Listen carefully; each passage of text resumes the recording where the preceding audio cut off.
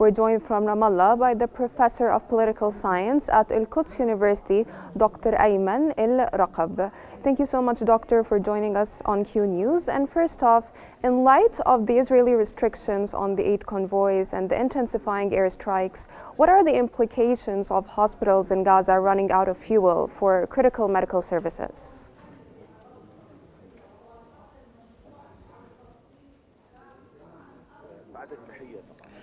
After greetings, there are more than one problem. The first one in the limits of the input of the aids in general. Only Karba outlet that is occupied and determined the quantity of the aids of the Gaza Strip, basically. And certainly the Palestinian people is affected.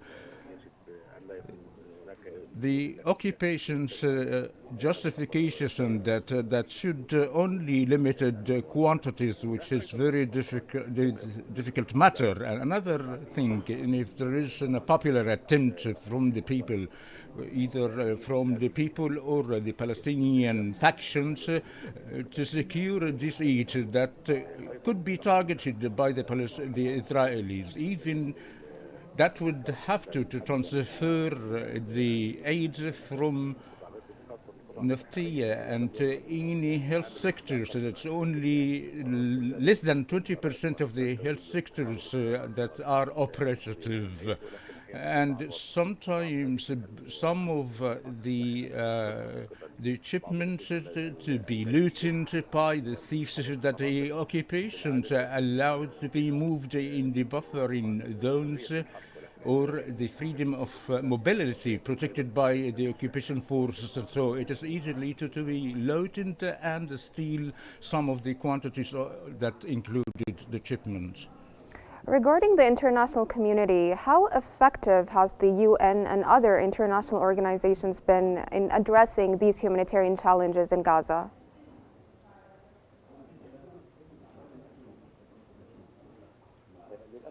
Unfortunately, when the WHO describes basically that the non-allowance by the occupation of delivering the aids as a whole.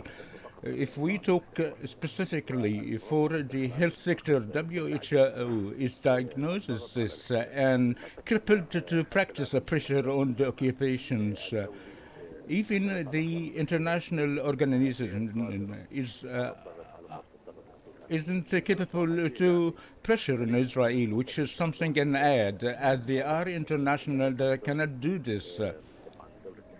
When the occupation state banned basically the UNRWA from being operative in the Palestinian territories, and basically in its headquarters in Jerusalem, it's in a blatant violation of the international laws. How would the international community for the occupation forces to prevent such organization to be in place and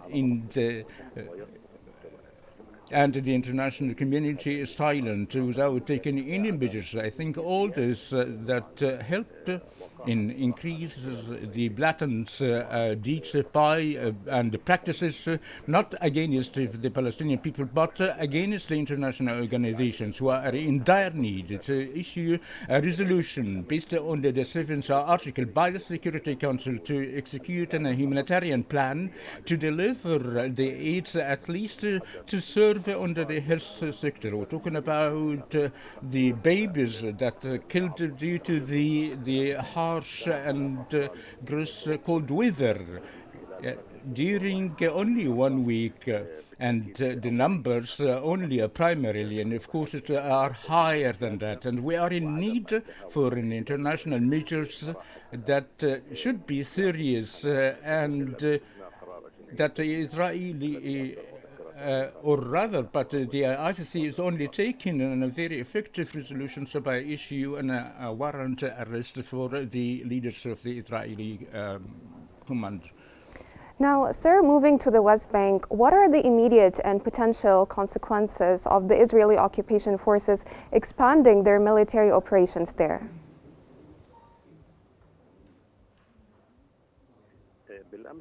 Yesterday there was a FIDA's operation, and a very military one, in a very close in the village, right? And in the security, even the areas that take place in the operations under the control of the occupation parties and held the responsibility against the Palestinian Authority. And there is some sort of piracy to their monies, and they are not actually getting their wages and entering some areas of area that exceed 16% of the West Bank.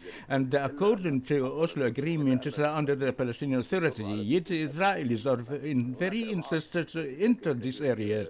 There are some sort of weakening the authority, the Palestinian Authority, I mean, that they are trying to control its influence. It started from Jenin to move in different areas, but the occupation forces prevent this. That's why we say that the occupation forces are missing around in the Palestinian status in the West Bank. That was clear through the statement of Mitrich, the Ministry of Finance, by confiscated 14,000 of kilometers in the Israeli settlements. We're talking about the expansion of a great sector in the western settlements, hoping that Trump would admit that this settlement is a part of the occupation as the far wing is planning. All this would push forward of more violent, and of course the Palestinian people aren't going to stay still because their lands were being confiscated. And the escalation is a must to then, upon the presence of the far wing in the Israeli cabinet. Yes, speaking of this, the Israeli Finance Minister Smotrich has stated that he hopes that the upcoming U.S. administration under President Donald Trump will recognize their efforts to expand settlements in the West Bank by 2025. What are the implications of such statements?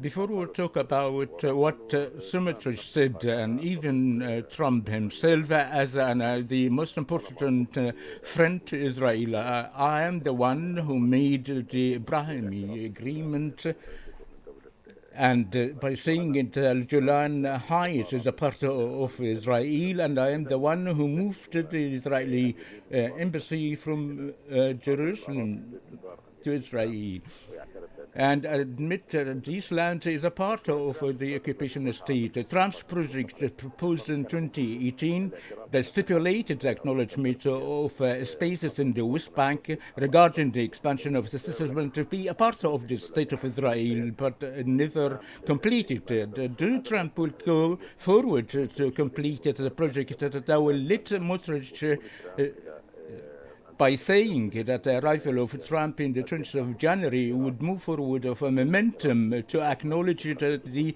biggest settlement as a part of the state of the occupation.